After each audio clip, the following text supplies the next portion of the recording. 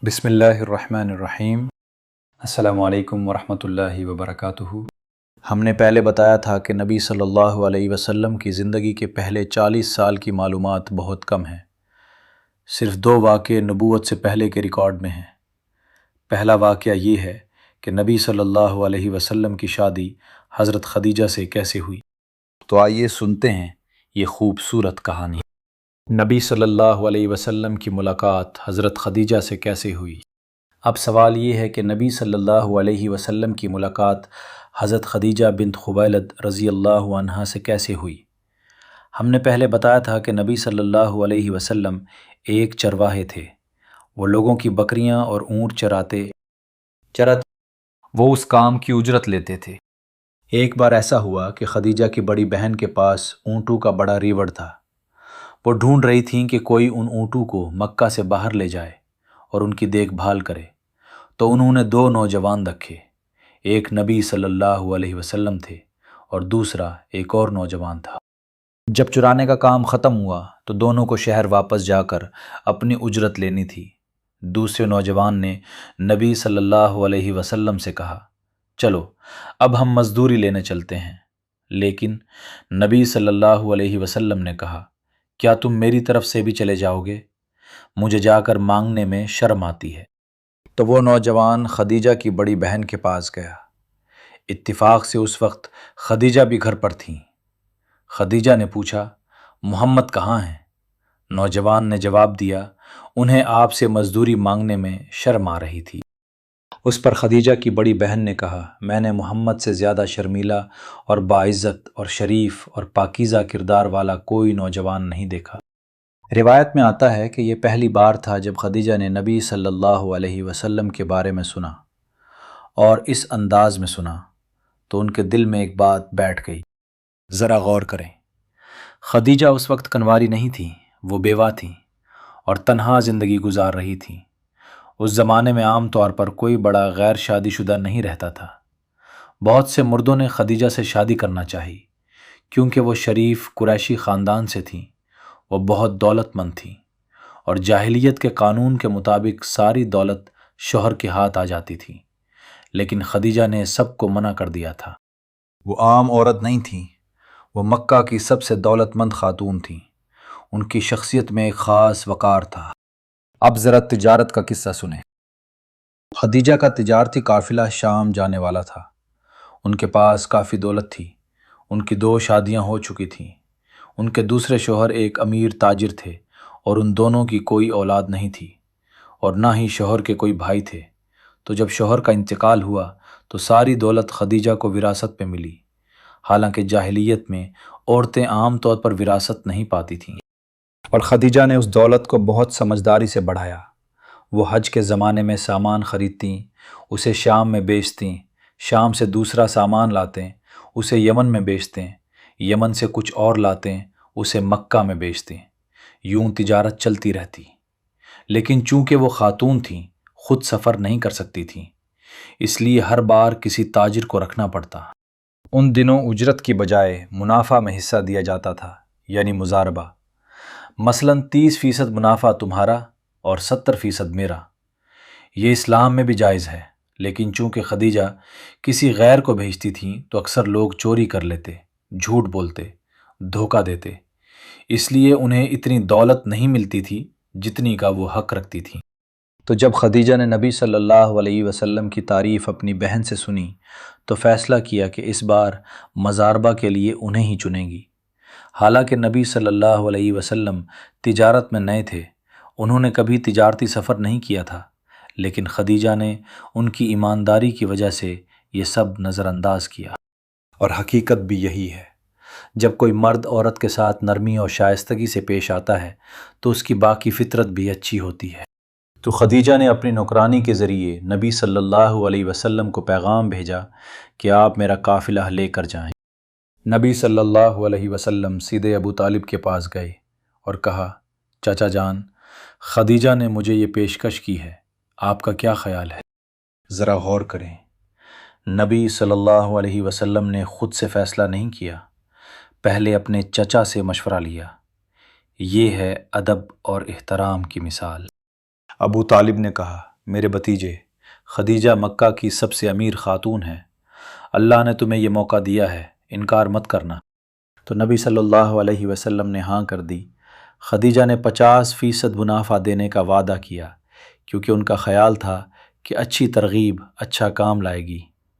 نبی صلی اللہ علیہ وسلم نے قبول کیا اور خدیجہ نے اپنے ایک نوکر میسرہ کو ساتھ بھیج دیا۔ نبی صلی اللہ علیہ وسلم قافلہ لے کر شام کے قریب بصرہ نامی شہر گئے۔ بصریہ دمشق سے تقریباً 100 کلومیٹر کے فاصلے پر تھا۔ یہ عربوں کے لیے سب سے آسان جگہ تھی خرید و فروخت کے لیے۔ یہاں ایک بہت بڑی منڈی تھی جہاں دنیا بھر سے لوگ تجارت کرنے آتے تھے، یمن سے، مصر سے، ہر طرف سے، اور آج بھی اس منڈی کے کھنڈرات موجود ہیں۔ جب نبی صلی اللہ علیہ وسلم اور میسرہ واپس آئے، میسرہ نے خدیجہ کو ساری بات بتائی۔ نبی صلی اللہ علیہ وسلم کی محنت، توجہ، ایمانداری، لین دین کا انصاف، ایک ایک بات، اور یہ بھی بتایا کہ سفر میں ایک بادل ہمیشہ نبی صلی اللہ علیہ وسلم پر سایہ کرتا رہتا تھا، اور سب سے بڑی بات، نبی صلی اللہ علیہ وسلم نے دگنا تگنا منافع کمایا تھا۔ اب اس کی دو وجوہات ہیں، ایک تو وہ ایمانداری سے کام کر رہے تھے، اور دوسری بات، جس چیز پر بھی نبی صلی اللہ علیہ وسلم کا ہاتھ پڑ جاتا، اللہ اس میں برکت ڈال دیتا۔ جیسا کہ ہم پہلے دیکھ چکے ہیں، حضرت حلیمہ کے گھر بھی نبی صلی اللہ علیہ وسلم کی وجہ سے ہر چیز میں برکت آ گئی تھی۔ بات یہاں رک کر سوچنے والی ہے۔ بعض لوگ کہتے ہیں ایمانداری میں نقصان ہے۔ ارے بھائی، اللہ کا قانون یہ ہے کہ ایمانداری میں ہی برکت ہے۔ ایک پرانے بزرگ سے کسی نے پوچھا، حضرت کاروبار میں ایمانداری سے گزارا ہوتا ہے کیا؟ بزرگ نے مسکرا کر کہا، بیٹا، بے ایمانی سے بھی گزارا نہیں ہوتا، تو سوچو ایمانداری سے کیا برکت ہوگی۔ تو ایمانداری اپناؤ، رزق اللہ کے ہاتھ میں ہے۔ تو قافلہ دگنا تگنا منافع لے کر واپس آیا۔ اس سے خدیجہ کے دل میں نبی صلی اللہ علیہ وسلم کے لیے جذبات اور بڑھ گئے۔ اور یہاں ایک بات سمجھنی ضروری ہے، ایسا محسوس کرنا غلط نہیں ہے۔ خدیجہ اکیلی خاتون تھیں اور نبی صلی اللہ علیہ وسلم ایک شریف نوجوان تھے۔ کسی سے محبت محسوس کرنا حرام نہیں ہے، یہ ایک فطری جذبہ ہے۔ بات یہ ہے کہ آپ اس محبت کے ساتھ کرتے کیا ہیں، یہی فیصلہ کرتا ہے کہ یہ حلال ہے یا حرام۔ پہلے خدیجہ نے اپنی بہن سے نبی صلی اللہ علیہ وسلم کی تعریف سنی، پھر ان کی ایمانداری دیکھی، پھر برکت دیکھی، تو یہ بالکل فطری بات تھی کہ ان کے دل میں خواہش پیدا ہوئی۔ اور سچی بات یہ ہے، کون سی عورت ایسی ہوگی جو نبی محمد صلی اللہ علیہ وسلم سے شادی کی خواہش نہ رکھے؟ نبی صلی اللہ علیہ وسلم کی شادی حضرت خدیجہ سے۔ اب شادی کا قصہ سنیں۔ شادی کی تجویز کیسے آئی، اس کی تفصیلات میں کچھ اختلاف ہے، لیکن علماء اس بات پر متفق ہیں کہ یہ بات خدیجہ کی طرف سے شروع ہوئی۔ انہوں نے ہی ترتیب دی کہ نبی صلی اللہ علیہ وسلم تجویز پیش کریں۔ عام طور پر مرد تجویز پیش کرتا ہے، لیکن اگر عورت دلچسپی ظاہر کرے تو یہ اسلام میں بھی کچھ اصولوں کے ساتھ جائز ہے۔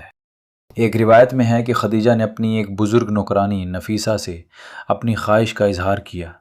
نفیسہ نے ذمہ داری اپنے سر لی اور کہا، یہ کام میں سنبھالتی ہوں۔ تو نفیسہ نبی صلی اللہ علیہ وسلم کے پاس گئیں اور پوچھا، اے محمد، آپ شادی کیوں نہیں کرتے؟ نبی صلی اللہ علیہ وسلم مسکرائے اور کہا، مجھ سے کون شادی کرے گا؟ میں یتیم بھی ہوں اور غریب بھی۔ نفیسہ نے پوچھا، اگر خدیجہ آپ سے شادی کرنا چاہیں تو؟ نبی صلی اللہ علیہ وسلم خاموش ہو گئے، پھر کہا، وہ مجھے کیوں چاہیں گی؟ غور کریں، نبی صلی اللہ علیہ وسلم نے انکار نہیں کیا، وہ بس حیرانی ظاہر کر رہے تھے کہ ایسی شخصیت والی عورت مجھ جیسے کیوں چاہیں گی، تو اشارہ یہ تھا کہ ہاں، دلچسپی ہے۔ نفیسہ واپس گئیں اور خدیجہ کو بتایا، اور بات اگلے مرحلے میں چلی گئی۔ ابن اسحاق فرماتے ہیں کہ یہ شادی بصرہ سے واپسی کے 3 مہینے بعد ہوئی، سفر کے مہینے میں، تو 3 مہینے تک یہ بات چیت چلتی رہی۔ اب شادی کیسی ہوئی، اس میں بھی کئی روایات ہیں۔ ایک کمزور سند والی روایت یہ ہے کہ خدیجہ کے والد نے شادی کی مخالفت کی اور انہیں شراب پلا کر مدہوش کیا گیا، اور ایسا ظاہر کیا گیا کہ شادی ہو گئی، اور جب وہ ہوش میں آئے تو دیر ہو چکی تھی۔ لیکن یہ روایت دیگر معلومات کے خلاف ہے۔ ابن حجر اور دیگر علماء نے بتایا ہے کہ خدیجہ کے والد کا انتقال بہت پہلے ہو چکا تھا۔ یہ بات منطقی بھی ہے، کیونکہ اگر وہ زندہ ہوتے تو خدیجہ کو ساری دولت وراثت میں نہ ملتی، اس لیے یہ روایت درست نہیں ہے۔ زیادہ مستند روایت یہ ہے کہ خدیجہ کے چچا عمر بن اسد ولی بنے اور نبی صلی اللہ علیہ وسلم ابو طالب کے ساتھ تشریف لائے۔ ابو طالب نے خطبہ پڑھا۔ انہوں نے اللہ کی حمد سے شروع کیا، قریش کے نسب اور ان پر اللہ کی نعمتوں کا ذکر کیا، کیسے قریش کعبہ کے نگہبان ہیں، مکہ کے بابرکت لوگ ہیں۔ پھر کہا، میرا بھتیجا ایسا نوجوان ہے کہ مکہ کے کسی نوجوان سے اس کا موازنہ نہیں ہو سکتا، نہ اخلاق میں، نہ شرافت میں، نہ نسب میں، اور اس نے آپ کی شریف خاتون کے لیے 12 اوقیہ اور 1 نش چاندی کے مہر کے ساتھ نکاح کا پیغام بھیجا ہے۔ یہ تقریباً $400 کے برابر معتدل اور باعزت رقم ہے۔ خدیجہ کے چچا کھڑے ہوئے اور کہا، یہ ایسا نوجوان ہے جس کا انکار نہیں کیا جا سکتا، ہم تجویز قبول کرتے ہیں۔ اور جیسا کہ ہم نے بتایا، خدیجہ پہلے 2 بار شادی کر چکی تھیں۔ ان کی پہلی شادی سے ایک بیٹا ہوا تھا، حالہ بن ابی حالہ۔ اب خدیجہ کی عمر کا سوال آتا ہے۔ یہ علماء میں بحث کا موضوع رہا ہے۔ مشہور رائے یہ ہے کہ شادی کے وقت ان کی عمر 40 سال تھی اور انہوں نے 65 سال کی عمر میں وفات پائی، جیسا کہ کلاسیکی عالم واقدی نے بتایا ہے، لیکن دیگر روایات مختلف عمر بتاتی ہیں۔ اس بات پر سب علماء متفق ہیں کہ یہ جوڑا 25 سال تک ساتھ رہا، اور شادی کے وقت نبی صلی اللہ علیہ وسلم کی عمر 25 سال تھی، لیکن خدیجہ کی عمر پر اختلاف ہے۔ علمی اعتبار سے دیکھیں تو 40 سال والی رائے میں 2 مسئلے ہیں۔ پہلا، واقدی کا درجہ ان دیگر علماء کے برابر نہیں ہے جنہوں نے مختلف عمر بتائی ہے۔ بہقی اور ابن کثیر جیسے علماء کہتے ہیں خدیجہ نے تقریباً 50 سال کی عمر میں وفات پائی، یعنی شادی کے وقت ان کی عمر 25 سے 35 سال کے درمیان ہوگی۔ ایک اور قدیم بزرگ ہشام بن الکلبی فرماتے ہیں کہ خدیجہ نے 28 سال کی عمر میں نبی صلی اللہ علیہ وسلم سے شادی کی، اور حاکم سے روایت ہے کہ ابن اسحاق جو سیرت کے سب سے بڑے ماہر ہیں وہ بھی فرماتے ہیں ان کی عمر 28 تھی۔ تو 28 سال والی رائے کے حامی علماء تعداد میں بھی زیادہ ہیں اور علم میں بھی برتر۔ دوسرا، نبی صلی اللہ علیہ وسلم اور خدیجہ کے کم از کم 6 بچے ہوئے، شاید زیادہ بھی۔ ایک عورت 40 کی عمر میں 6 بچے پیدا کرے، یہ سوچنا مشکل ہے، لیکن 28 کی عمر میں یہ بہت مناسب اور قابل فہم ہے۔ تو متعدد مستند ذرائع کی روشانی میں زیادہ علمی نتیجہ یہی ہے کہ شادی کے وقت خدیجہ کی عمر 28 سال تھی۔ نبی صلی اللہ علیہ وسلم کی شادی سے ہم کیا سیکھتے ہیں؟ اب اس شادی سے کیا سبق ملتے ہیں؟ آئیے غور کرتے ہیں۔ پہلا سبق، ایمانداری اور اچھے اخلاق کی اہمیت۔ پوری انسانیت اسے سراہتی ہے۔ نبی صلی اللہ علیہ وسلم کی چرواہے کی حیثیت میں شریفانہ سلوک نے ان کی پوزیشن اور اجرت کو بڑھا دیا، کیونکہ وہ ایماندار، قابل بھروسہ، حیادار اور عاجز تھے۔ تو ایسے مواقع پیدا ہوئے جنہوں نے انہیں اونچا مقام دیا۔ یہ دنیا کی حقیقت ہے۔ کردار تجربے سے زیادہ اہم ہے۔ خدیجہ نے نبی صلی اللہ علیہ وسلم کے تجربے کی کمی کو نظر انداز کر دیا۔ دوسرا سبق، یہ خدیجہ کی ذہانت اور مقام کو بھی ظاہر کرتا ہے۔ انہوں نے نبی صلی اللہ علیہ وسلم کو ایک مثالی اور مکمل شوہر کے طور پر دیکھا، اور یہ بھی بتاتا ہے کہ خواہش کا فطری جذبہ رکھنا غلط نہیں، لیکن اسے جائز طریقے سے حاصل کرنا چاہیے۔ محبت میں ہونا حرام نہیں، لیکن اس کے ساتھ کیا کرتے ہیں یہ اہم ہے۔ تیسرا سبق، نبی صلی اللہ علیہ وسلم کو اپنے آنے والے مشن کے لیے سہارے اور دلجوئی کی ضرورت تھی، تو اللہ نے ان کے لیے ایسی عورت چنی جو یہ سب فراہم کر سکے۔ ہر کامیاب مرد کے پیچھے ایک اچھی عورت ہوتی ہے، یہ زندگی کی حقیقت ہے۔ مرد اپنی زندگی میں ایک محبت کرنے والی، سہارا دینے والی عورت چاہتے ہیں۔ عوام میں وہ مضبوط دکھ سکتے ہیں، لیکن گھر میں انہیں ایک محبت کرنے والی بیوی کی دلجوئی چاہیے، اور اللہ نے خدیجہ کو نبی صلی اللہ علیہ وسلم کے لیے یہی کردار ادا کرنے کے لیے چنا۔ چوتھا سبق، خدیجہ کی برکات گننا مشکل ہیں، ان میں سے چند یہ ہیں۔ وہ پہلی تھیں جو نبی صلی اللہ علیہ وسلم پر ایمان لائیں اور وحی شروع ہونے پر انہیں دلجوئی دی۔ وہی تھیں جو نبی صلی اللہ علیہ وسلم کو ورقہ بن نوفل کے پاس لے گئیں۔ ان کے گھر میں جبریل علیہ السلام تشریف لاتے تھے۔ نبی صلی اللہ علیہ وسلم کی کسی اور بیوی کے گھر میں جبریل تشریف نہیں لائے۔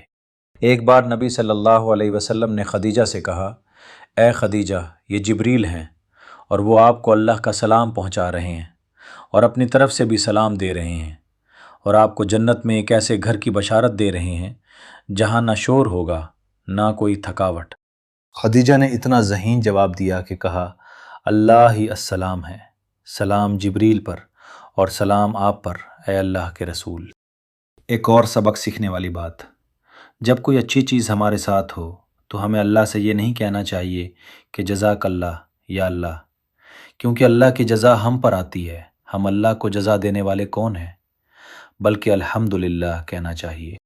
خدیجہ کی وفات کے چند مہینوں بعد ایک صحابی نے کہا، ہم نے کئی مہینوں تک نبی صلی اللہ علیہ وسلم کو مسکراتے ہوئے نہیں دیکھا۔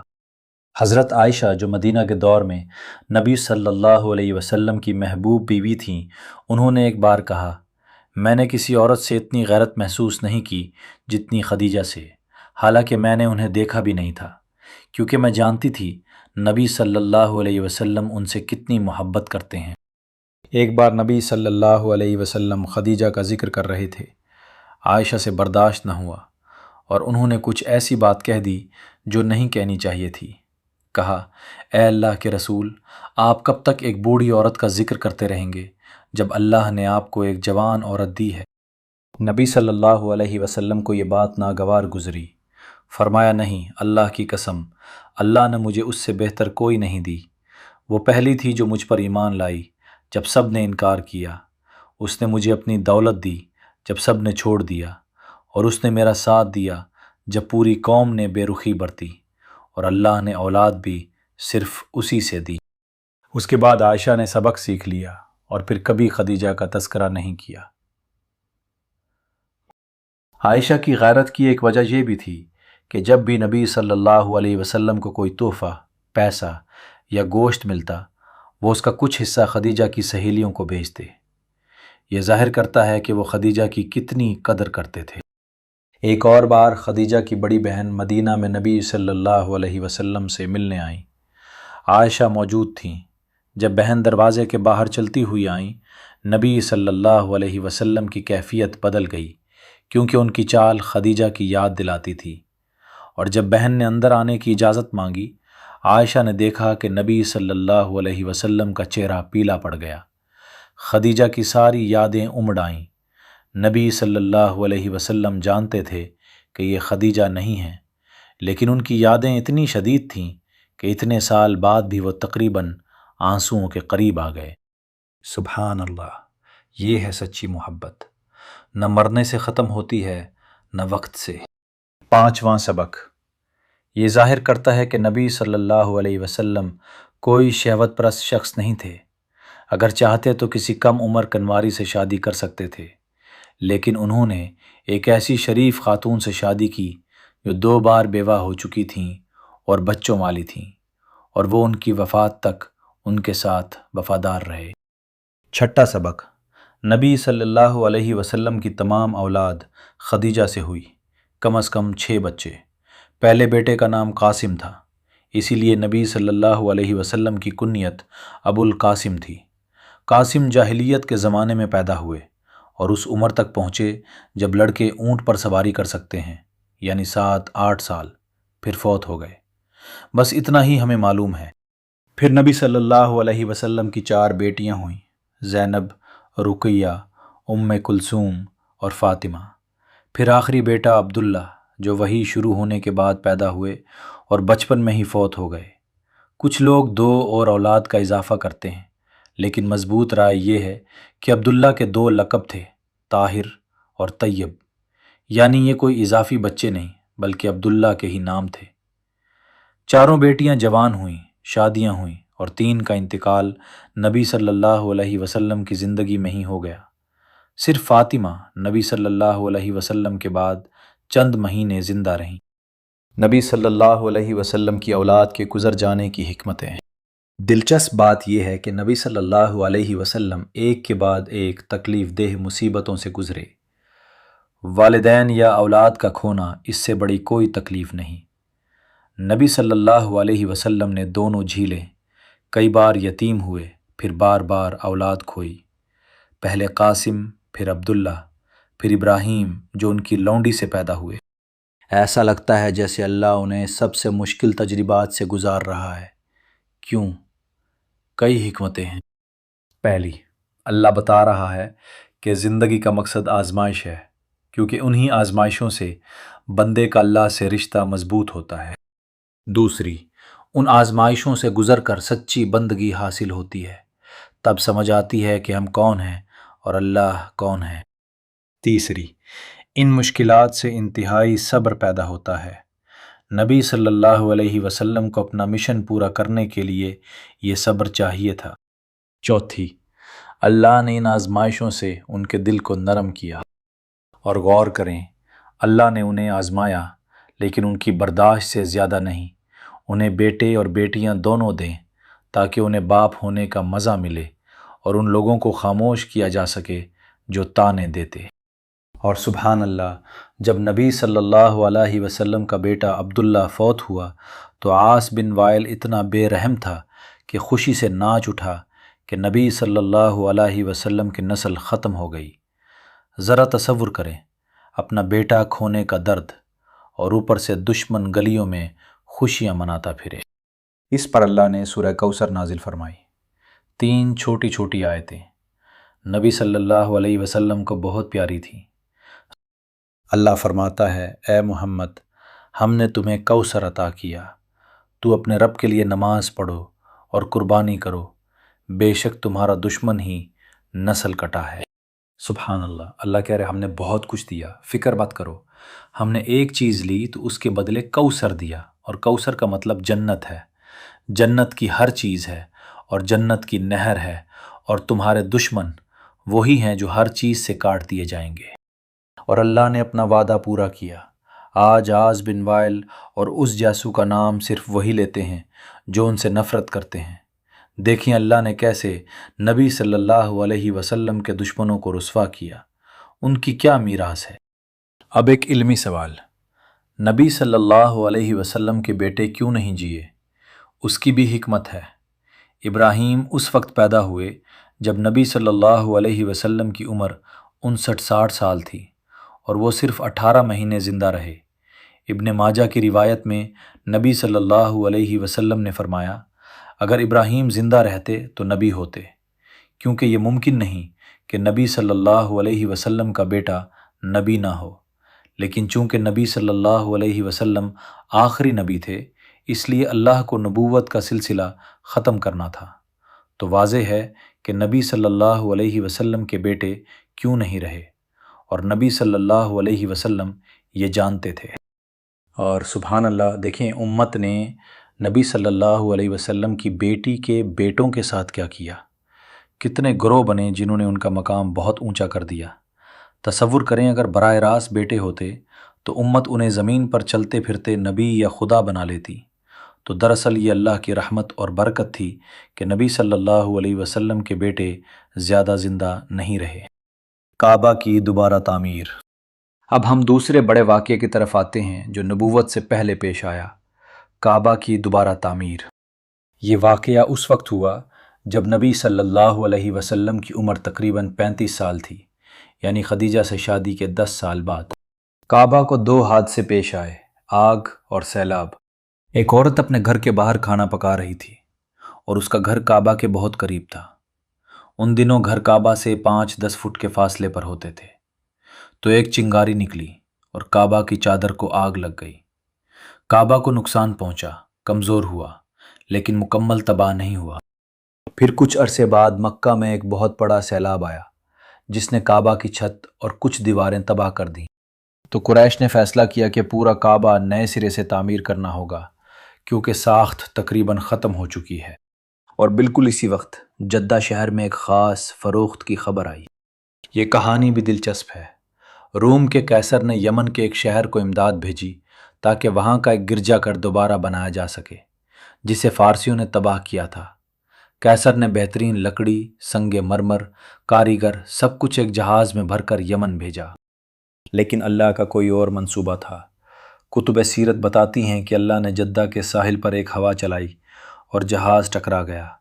جہاز کو نقصان پہنچا لیکن جدہ تک پہنچ گیا تو سارا قیمتی سامان، بہترین سنگ مرمر، لکڑی اب جدہ میں موجود تھا۔ سبحان اللہ، ذرا سوچیں۔ جہاز والوں نے فیصلہ کیا کہ وہ یہ سامان بیچ دیں گے تاکہ روم واپس جانے کے لیے رقم اکٹھی کر سکیں۔ جب قریش کو خبر ہوئی تو انہوں نے اپنی ساری دولت اکٹھی کی، جدہ گئے اور سارا سامان خرید لیا۔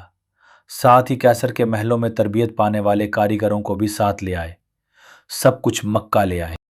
اب یہاں ایک ہلکی سی بات، ایک بزرگ سے پوچھا، حضرت کیسر کیسے کعبہ کی تعمیر میں شریک ہو گیا؟ وہ تو عیسائی تھا۔ بزرگ نے ہنس کر فرمایا، بھائی، اللہ کے گھر کی تعمیر اللہ خود کرواتا ہے، چاہے کیسر سے چاہے کسری سے۔ بات یہ ہے کہ بندے کا کام اپنی نیت ٹھیک رکھنا ہے، انتظام اللہ کا ہے۔ اب قریش سوچ رہے ہیں کیا ہم اللہ کے گھر کو توڑ دیں، یعنی ایک بالکل نئی ساخت بنائیں۔ ابن اسحاق کی ایک روایت کے مطابق جب وہ بحث کر رہے تھے کہ کیا کریں، زمزم کے کنویں سے ایک بڑا سانپ نکلا اور جب کوئی قریب آتا یہ پھکارتا۔ پھر اللہ نے ایک بڑا پرندہ بھیجا جس نے سانپ اٹھا لیا اور لے گیا، تو انہوں نے اسے ایک نشانی سمجھا کہ وہ کعبہ کے قریب جا سکتے ہیں۔ لیکن اللہ کے گھر کو توڑنے کا خیال ابھی بھی ان کے لیے توہین آمیز تھا، تو وہ ہچکچا رہے تھے، ایک دوسرے کو کہہ رہے تھے تم پہلے جاؤ۔ آخر کار ولید بن المغیرہ نے کہا میں کرتا ہوں۔ اس نے ایک کلہاڑا اٹھایا، کعبہ کے سامنے گیا اور کہا اے اللہ، گھبرانا یا غصہ نہ کرنا، ہم بس کعبہ کی تعمیر میں مدد کر رہے ہیں۔ اور اس نے ایک دیوار توڑنا شروع کر دی اور باقی سب لوگ بس دیکھتے رہے، کسی نے ہاتھ نہیں بٹایا۔ پھر آپس میں کہنے لگے چلو ولید کو آزمائش کے طور پر استعمال کرتے ہیں، اگر وہ رات بھر بچ گیا تو ہم کل صبح اس کی مدد کریں گے۔ تو پوری رات کسی نے مدد نہیں کی۔ اگلی صبح ولید بن المغیرہ بالکل ٹھیک ٹھاک تھا۔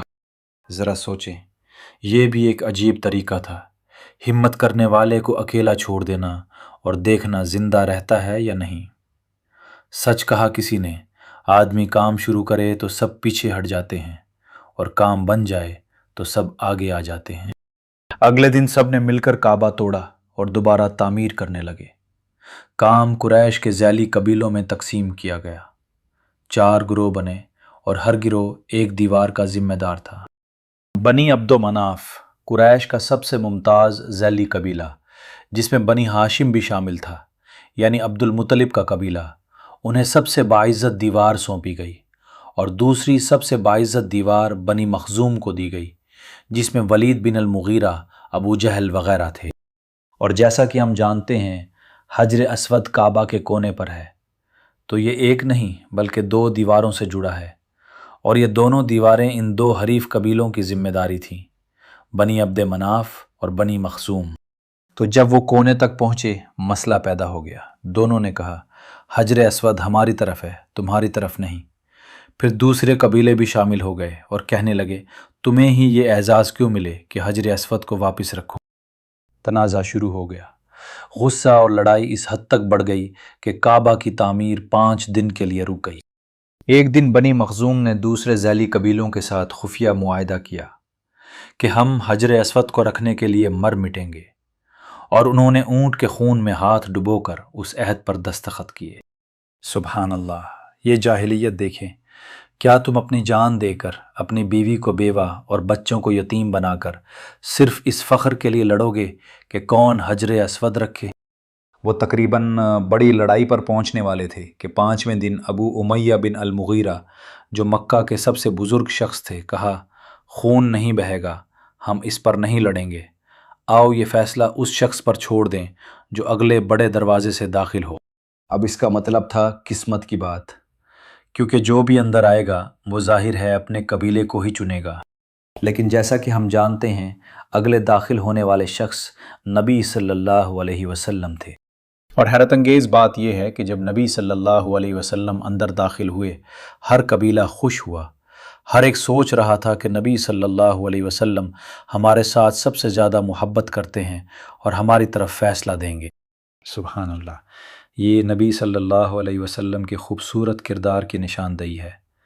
ہر ایک کو لگتا تھا کہ نبی صلی اللہ علیہ وسلم ان کے سب سے قریب ہیں۔ ہر کسی سے محبت اتنی برابر تھی کہ ہر ایک کو خاص محسوس کرواتی۔ جب نبی صلی اللہ علیہ وسلم اندر آئے تو فرمایا، مجھے ایک چادر لاؤ۔ جب چادر آئی، نبی صلی اللہ علیہ وسلم نے خود حجر اسود کو چادر پر رکھا اور فرمایا، ہر ذیلی قبیلہ اپنا ایک نمائندہ بھیجے اور ہم سب مل کر حجر اسود اٹھائیں گے۔ تو سب نے مل کر اٹھایا، بنی مخزوم بھی شامل تھے اور ان کا عہد بھی پورا ہو گیا۔ اور پھر نبی صلی اللہ علیہ وسلم نے خود حجر اسود کو اس کی مخصوص جگہ پر رکھا۔ کیا حکمت تھی، کیا انصاف تھا، کیا ادب تھا۔ اس نوجوان کی عمر صرف 35 سال تھی اور پورا مکہ ان کے فیصلے پر اتفاق کر رہا تھا۔ اب کچھ اہم باتیں جو قریش نے کعبہ کی تعمیر میں بدلی۔ پہلی، یا تو سنگ مرمر یا لکڑی، ہمیں نہیں معلوم کون سی، اتنی کافی نہیں تھی کہ کعبہ کو اصل مستطیل شکل میں دوبارہ بنا سکیں، جیسا کہ ابراہیم علیہ السلام نے بنایا تھا۔ کیونکہ وہ مہنگا سامان بنیادوں میں استعمال کر رہے تھے تو انہوں نے اسے مربع شکل میں بنایا، اور دوسرے 2 کونے نشان زدہ کرنے کے لیے 2 ستون لگائے۔ ان کا ارادہ نہیں تھا کہ یہ مستقل بنے، لیکن اللہ نے یہی چاہا۔ دوسری، ایک روایت کے مطابق نبی صلی اللہ علیہ وسلم کی ابتدائی زندگی میں کعبہ صرف 10 فٹ اونچا تھا، یعنی اونٹ پر بیٹھنے کی اونچائی۔ لیکن دوبارہ تعمیر میں قریش نے یہ اونچائی دگنی کر دی اور یہی سے کعبہ کو اونچا کرنے کا سلسلہ شروع ہوا۔ ہمارے زمانے میں تو یہ بہت بہت اونچا ہے۔ تیسری، بنی عبد مناف نے کعبہ کا دروازہ دیوار کے درمیان میں بنایا، زمین پر نہیں، جہاں لوگ آرام سے داخل ہو سکیں، کیونکہ وہ خصوصیت چاہتے تھے، اپنے ہاتھ میں رکھنا چاہتے تھے کہ کون اندر جائے گا۔ ان کے پاس چابیاں اور سیڑھی تھی، تو صرف وہی اندر جا سکتا تھا جسے بنی عبد مناف اجازت دی، اور آج تک دروازہ اونچائی پر ہے، درمیان میں۔ چوتھی، انہوں نے ایک پانی کا پرنالہ بنایا۔ منطقی طور پر یہ ضروری تھا، اور آج تک ہمارے پاس ایک پانی کا پرنالہ ہے۔ یہ بھی ذکر کرنے کے قابل ہے کہ 25 سال بعد جب نبی صلی اللہ علیہ وسلم نے مکہ فتح کیا، انہوں نے عائشہ سے فرمایا، اگر تمہاری قوم نئی اسلام میں نہ آئی ہوتی تو میں کعبہ کو اس کی اصل ابراہیمی ساخت میں دوبارہ بناتا اور دروازے کو سب کے لیے قابل رسائی کرتا۔ لیکن نبی صلی اللہ علیہ وسلم نے ایسا نہیں کیا، کیونکہ فتح کے وقت بہت سے نئے مسلمان تھے اور ان کے لیے یہ بہت بڑا فتنہ ہوتا کہ وہ کعبہ کو ٹوٹتا اور دوبارہ بنتا دیکھیں۔ تاہم چند دہائیوں بعد نبی صلی اللہ علیہ وسلم کے انتقال کے بعد ابتدائی اموی دور میں ایک ولی صحابی عبداللہ بن الزبیر رضی اللہ عنہ نے اموی سلطنت سے علیحدگی اختیار کی اور مکہ میں اپنی ایک چھوٹی خلافت قائم کی۔ اور جب یہ حدیث ان تک پہنچی، انہوں نے کعبہ کو توڑا، مستطیل بنایا اور دروازہ زمین تک نیچے کیا، بالکل ویسا جیسا نبی صلی اللہ علیہ وسلم چاہتے تھے۔ اور یہ امت کے سب سے ظالم حکمران حجاج بن یوسف کے زمانے میں ہو رہا تھا۔ جب حجاج نے عبداللہ بن زبیر سے مکہ دوبارہ چھینا، اس نے گولوں سے کعبہ کو نقصان پہنچایا، اور جیسا کہ ہم جانتے ہیں اس نے عبداللہ بن الزبیر کو سولی پر چڑھایا۔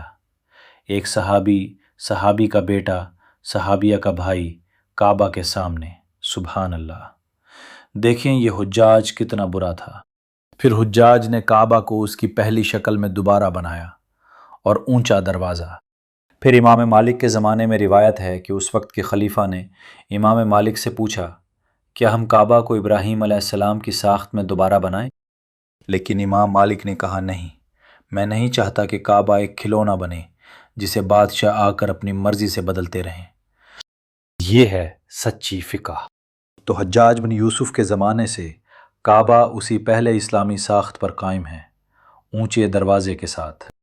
اختتامی بات، غور کریں کہ اللہ نے ہر چیز کیسے منصوبہ بندی کی۔ ریگستان کے عرب کے پاس اچھی لکڑی یا سنگ مرمر نہیں تھا، لیکن اللہ نے انہیں کیسر کے محل سے بہترین مواد بھیج دیا۔